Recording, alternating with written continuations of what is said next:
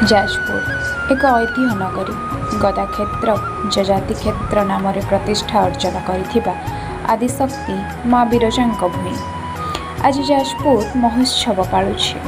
नाच गीत ढोल बाण पूरा जाजपुर कंपुछि। सबु परे भी लोकलोचनर आढ़ुआल रहिथिबा अभावनीय घटनाटी आज सामना को आसिछि।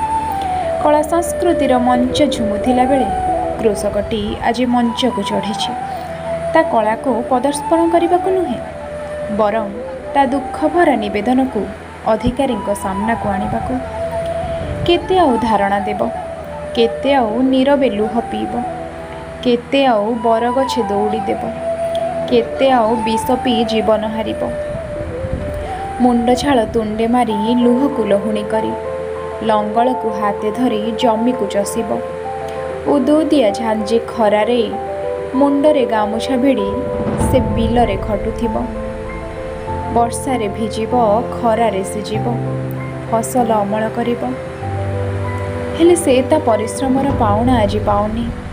जाजपुर आज महोत्सव झुमुछि। कोटी कोटी टंका खर्च होई मनोरंजन चली हेले अधिकारी आ प्रशासन एठी भूली जाइछंती सेई परिश्रमी कृषक मानक कथा जार धान बिक्री न होई मंडी रे पड़ी रही। आवेदन करने को ऑफिस जाइछि हेले ऑफिस रे से अधिकारी को पाइनी कारण जजाति महोत्सव चली। अधिकारी माने भारी व्यस्त कौन बा करिब शेष रे निरुपाय होई कांधरे धानर बाउंगी बोही कृषक मंच को चढ़ी। तार उद्देश्य महोत्सव को बाधा देवा नुहे ता आवेदन और गुहारी प्रशासनिक अधिकार और सरकार पाखक पठाइबा। एटा केवल जाजपुर कहानी नुहे पूरा ओडिशार कहानी। जाजपुर कृषक संगठन भाई माने सेतिके साहसिकता देखाइछंती बोली ए घटनाटी आज लोकलोचन को आसी परिछि।